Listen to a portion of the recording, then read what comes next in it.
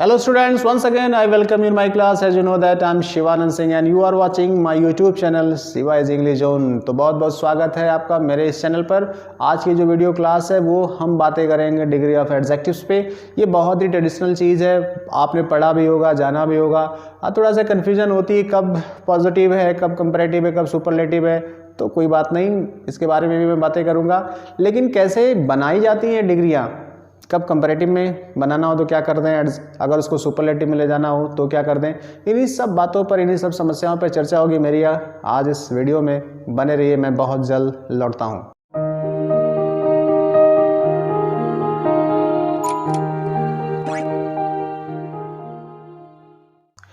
Generally आपको लगता है कि जो एडवर्ब हैं, जो एडजेक्टिव्स हैं, इनकी जो डिग्रियां बनती हैं कैसे बनती हैं। अब मैं आपको थोड़ा सा फ्लैशबैक में ले जाऊं तो मैंने एक वीडियो बनाई थी आपको पहचानने के लिए कि कब ये कोई डिग्री है उसको आप पहचानोगे कि सुपरलेटिव में है, कब आप पहचानोगे कि ये कंपैरेटिव में, कब ये पॉजिटिव है। इसका डिस्क्रिप्शन या प्लेलिस्ट या मेरा चैनल विजिट करते होंगे आप, अगर रेगुलर मेरे व्यूवर्स होंगे तो आपको आसानी से सारी चीज़ें पता होंगी। मैं जो आज बात करने जा रहा हूँ कि कैसे हम डिग्री ऑफ कंपैरिजन बनाते हैं, ठीक है, बात समझिएगा। हम ये बात नहीं करने वाले हैं कि कैसे पहचानते हैं, हम आज बात करने वाले हैं कैसे बनाते हैं डिग्री ऑफ कंपैरिजन, कैसे जनरेट होती, क्रिएट होती है। इस पर हमारी आज की चर्चा है। जो डिग्री ऑफ कंपैरिजन है ये हमारे ट्रेडिशनल ग्रामर के अकॉर्डिंग देखें तो दो चीज़ों पर लागू होती है, और वो दो चीज़ें एडजेक्टिव और एडवर्ब हैं। यहीं पर डिग्री ऑफ कंपैरिजन अप्लाई होता है और कहीं अप्लाई नहीं होता है, सिर्फ दो पर, सीख है, एडजेक्टिव और एडवर्ब पर।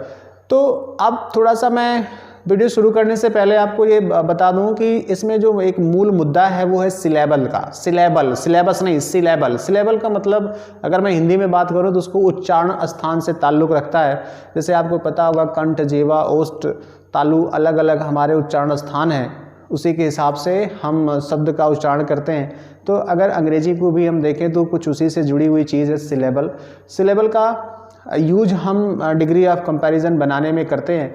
जैसे आपको कोई वर्ड बोलना हो, जैसे एक ब्यूटीफुल वर्ड है, ब्यूटीफुल को बोलने के लिए आप कितने उच्चारण स्थानों का प्रयोग करते हैं, गौर करिएगा। ब्यूटीफुल, आप देखिए ब्यूटीफुल, अपनी ज़बान को ऑब्जर्व करिए, कहाँ कहाँ होठ कहाँ जा रहे हैं, जीभ कहाँ जा रही है, और क्या क्या कहाँ कहाँ टकरा रही है, और क्या क्या चीज़ें निकल रही हैं। तो आप ऑब्जर्व करेंगे कि 3 या 3 से ज़्यादा जगहों पर आपको ब्यूटीफुल बोलने में मूवमेंट करनी पड़ रही है, पड़ रही होगी, पढ़ रही है ना? हाँ बिल्कुल, ध्यान दीजिएगा। उसके बाद कुछ और भी ऐसे वर्ड्स हैं जो एक झटके में आप बोल देते हैं, जैसे हॉट, एक बार में ही निकल गया आपके मुंह से, हॉट निकला ना, ठीक है, एक जगह से आपने बोल दिया। तो ये जो शब्द के बोलने का तरीका है, इसी को हम अंग्रेजी में सिलेबल के नाम से जानते हैं। सिलेबल क्या करता है, यहाँ पर क्या रोल है, क्यों आप बता रहे हो जी? बिल्कुल इसी का रोल है। जब भी कोई एडजेक्टिव या एडवर्ब सिंगल या डबल सिलेबल का होगा, यानी एक या दो सिलेबल का होगा, उसको एडजेक्टिव में, उसका एडजेक्टिव या उस एडवर्ब को डिग्री ऑफ कंपैरिजन में कन्वर्ट करने का बहुत ही ईजी सा बेसिक सा रूल है। सिंगल और डबल सिलेबल की बात कर रहा हूँ, गौर करिएगा। जैसे हॉट वर्ड लिया आपने, हॉट सिंगल सिलेबल वर्ड है, इसको अगर आप कंपैरेटिव में बदलना चाहते हैं तो आप इसके लास्ट में ER जोड़ देंगे सिंगल सिलेबल में। फिलहाल हॉट के साथ थोड़ा सा और टिक लगेगा। सिंगल सिलेबल वाले जितने भी एडजेक्टिव से एडवर्ब हैं उनको कंपैरेटिव में बदलने के लिए R या ER जोड़ दिया जाता है। अगर सुपरलेटिव बनाना हुआ तो EST जोड़ दिया जाता है या EST जोड़ दिया जाता है। तो आप कहेंगे दो ST EST क्या मतलब, RER, बिल्कुल बात समझिएगा। अगर कोई ऐसा एडजेक्टिव है जिसके लास्ट में E आया हुआ है तो सिर्फ R जोड़ करके उसको कंपैरेटिव बना दीजिए। अगर कोई ऐसा एडजेक्टिव जिसके लास्ट में E आया है तो EST जोड़ करके उसको सुपरलेटिव बना दीजिए, ठीक है। परेशान होने वाली बिल्कुल बात नहीं है। मैंने मना किया कि हॉट के साथ क्यों, दरअसल एक रूल कहता है एडजेक्टिव, हॉट जो आपका एडजेक्टिव, इस पे रूल करता है डिग्री ऑफ कंपैरिजन का कि अगर किसी एडजेक्टिव का लास्ट वर्ड, ठीक है, किसी एडजेक्टिव, जैसे हॉट आप देख रहे हैं, हॉट का लास्ट वर्ड है टी, टी एक कॉन्सोनेंट है और उसको ठीक पहले आया हुआ ओ एक वॉवेल है।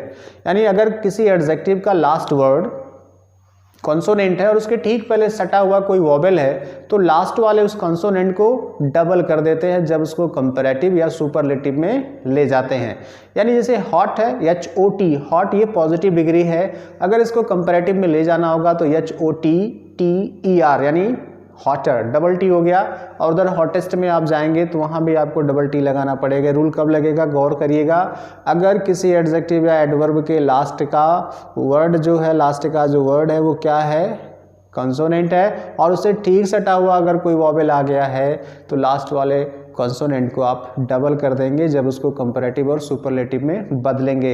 ये नियम कब लगेगा, गौर करिएगा। मैंने कहा सिंगल सिलेबल पे लगेगा, डबल सिलेबल पर लगेगा, ट्रिपल सिलेबल यानी 3 सिलेबल वाले वर्ड्स पर अप्लाई नहीं होगा। सिंगल और डबल सिलेबल से कुछ चीज़ और मुझे याद आ रही, जरा गौर करिएगा। अगर कोई ऐसा एडजेक्टिव आ गया जो वाई से ख़त्म हो रहा है, जैसे हैप्पी, हैप्पी एक ऐसा एडजेक्टिव है, जैसे देखिए हैप्पी HAPPY, वाई से ख़त्म हो रहा है, तो इस पर थोड़ा सा अलर्ट रहिएगा। अगर कोई एडजेक्टिव वाई से ख़त्म हो रहा है और वाई से ठीक सटा हुआ कोई कंसोनेंट आया हुआ है, जैसे हैप्पी देखिए HAPPY, वाई के ठीक पहले पी आया हुआ, पी एक कंसोनेंट है, तो क्या करेंगे हम उस वाई को आई में बदल देंगे, वाई को आई में बदल देंगे, तब उसमें ER जोड़ेंगे कंपैरेटिव के लिए और EST जोड़ देंगे सुपरलेटिव के लिए, तो क्या बन जाएगा हैप्पी, हैप्पियर, हैप्पीएस्ट। ठीक है। अगर कोई ऐसा भी वर्ड आ गया जिसके लास्ट में वाई तो है लेकिन कंसोनेंट की जगह वॉवेल आ गया है, तो आप बिल्कुल भी मत घबराइए, वाई को आई मत बदलिएगा, वाई के साथ ही ER जोड़ दीजिएगा, EST जोड़ दीजिएगा। ठीक है। सिर्फ कंसोनेंट होने पर ही वाई को आई में बदला जाता है। अब बात आती है कि अगर कोई एडजेक्टिव ऐसा आए जिसमें 2 से ज़्यादा सिलेबल आ जाए, तब क्या होगा। आपने मना किया इस रूल को मत लगाइएगा, बिल्कुल जी मत लगाइएगा। अगर 3 या 3 से ज़्यादा सिलेबल आ गया तब बहुत आसान है काम करना। जैसे मैंने वर्ड शुरू में बताया ब्यूटीफुल, ब्यूटीफुल आप जब बोलते हैं तो आपको 2 से ज़्यादा सिलेबल यूज होने का आभास तुरंत आपके दिमाग में आ जाता है।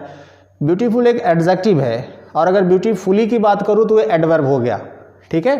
अगर ये दोनों आपको मिल जाते हैं, कोई एडजेक्टिव या एडवर्ब, तो करना क्या, बहुत गौर से सुनिएगा। 3 या 3 से ज़्यादा सिलेबल होने की बात है, positive as it is use हो जाएगा, कुछ नहीं करना है। अगर उसको कंपैरेटिव में ले जाना तो उस एडजेक्टिव के ठीक पहले मोर लगा लीजिए। ठीक है। जैसे ब्यूटीफुल, मोर ब्यूटीफुल, कंपैरेटिव हो गया, और मोस्ट लगा के अगर यूज कर लेंगे तो सुपरलेटिव हो जाएगा, यानी beautiful, more beautiful, most beautiful. Difference समझ में आया।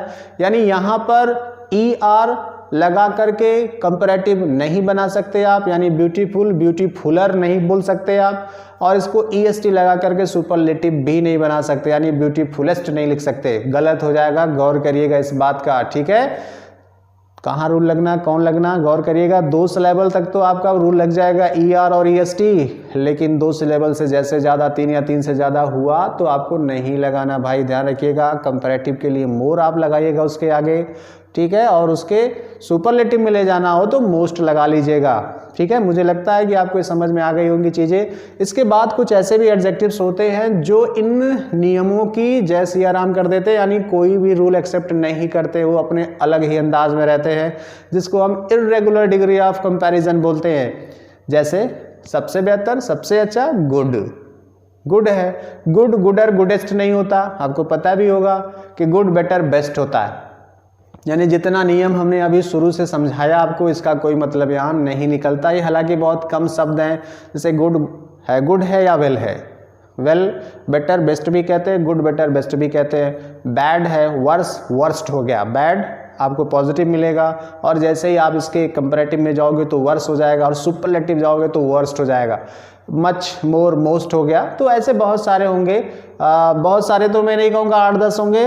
आप बुक्स के वगैरह से ऑब्जर्व करेंगे तो मिल जाएंगे सारी चीज़ें, जिसको हम इर्रेगुलर डिग्री ऑफ कंपैरिजन बोलते हैं। जो मैंने शुरू के रूल डिस्कस किए वो रेगुलर हैं, रेगुलर यानी बहुत जगहों पर वही अप्लाई होते हैं। फिर भी अगर कोई दिक्कत रह जाती है इस तरह के डिग्री ऑफ कंपैरिजन में पहचानने बनाने में, तो मैं इंतज़ार करूँगा, कमेंट सेक्शन में मिलिए, मैं आपके सवालों के जवाब दूंगा। बने रहिए CYZ इंग्लिश जोन के साथ, इससे बेहतर कुछ नहीं। Thank you.